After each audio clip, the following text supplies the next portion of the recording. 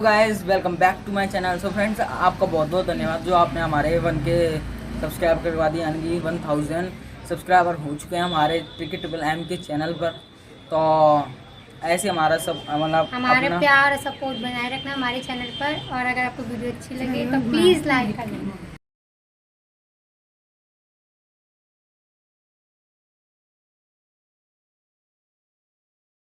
नमस्ते दोस्तों, मैं डॉक्टर माधव धर्मे कंसल्टिंग फिजिशियन पिछले 5 सालों से सह्याद्री हॉस्पिटल में जुड़ा हुआ हूँ।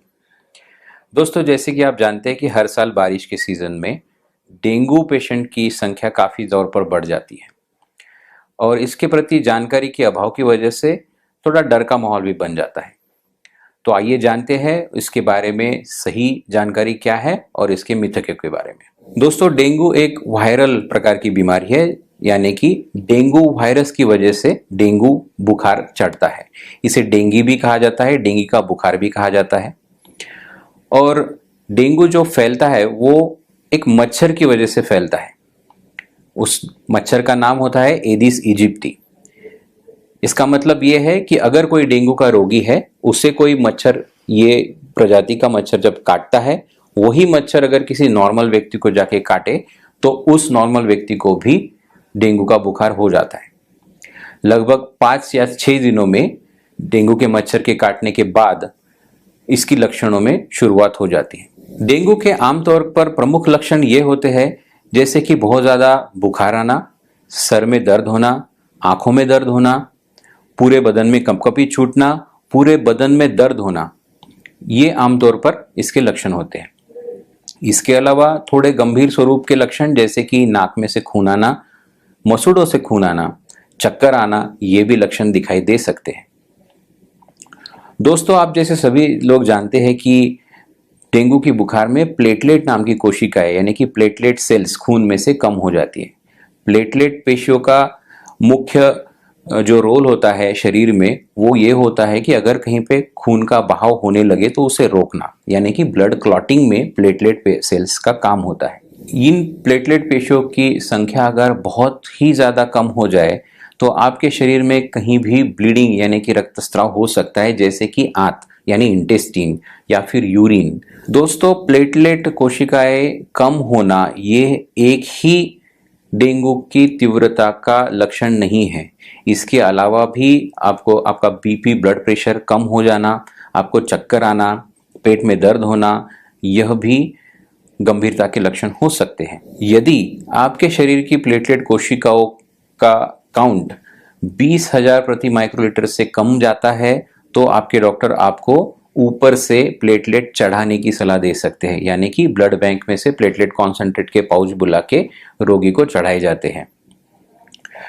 यह प्लेटलेट का ट्रांसफ्यूजन करना, ये आपके होने वाले ब्लीडिंग के रिस्क को, यानी कि रक्तस्राव की संभावनाओं को कम करने का एक अस्थायी इलाज है, क्योंकि आने वाले 12 या 24 घंटों में जो कोशिकाएं आपको चढ़ाई गई है वो भी नष्ट हो सकती है। इन कोशिकाओं को बढ़ाने के लिए ऐसी कोई दवा नहीं है, ऐसा कोई संशोधन नहीं है कि ये अचानक से बढ़ जाए, या फिर जैसे कहा जाता है कि पपीते के पत्तों का रस या फिर कीवी फल खाने से बढ़ता है, ऐसा भी कोई संशोधन अब तक तो हुआ नहीं है। इसलिए आपके पेशेंट को ऑब्जर्वेशन में एडमिट रखना, इसके अलावा और कोई भी इलाज उसके ऊपर नहीं होता।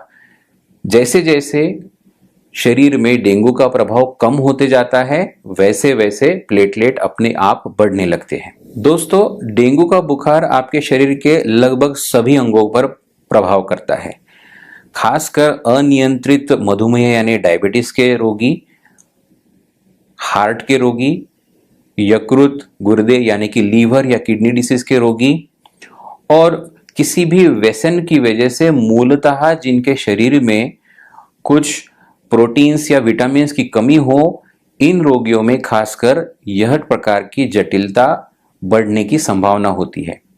लेकिन दोस्तों, याद रखिए, यह जटिलता निर्माण होना या फिर पेशेंट सीरियस होना डेंगू में, इसका प्रमाण काफी कम है, इसलिए डेंगू से ना डरें। अगर आपको बुखार और सिरदर्द हो और आपके प्लेटलेट कोशिकाओं की संख्या कम होने का रिपोर्ट आए या फिर डेंगू का रिपोर्ट आपका पॉजिटिव हो, इसका मतलब हर उस मरीज ने एडमिट होना चाहिए, ऐसा नहीं है। अगर आप पर्याप्त मात्रा में तरल पदार्थ जैसे कि स्वच्छ पानी, स्वच्छ फलों का रस बिना उल्टी हुए आप अगर घर पे ले सकते हैं और अच्छी तरह से आराम कर सकते हैं, तो डेंगू का इलाज घर पे भी संभव है।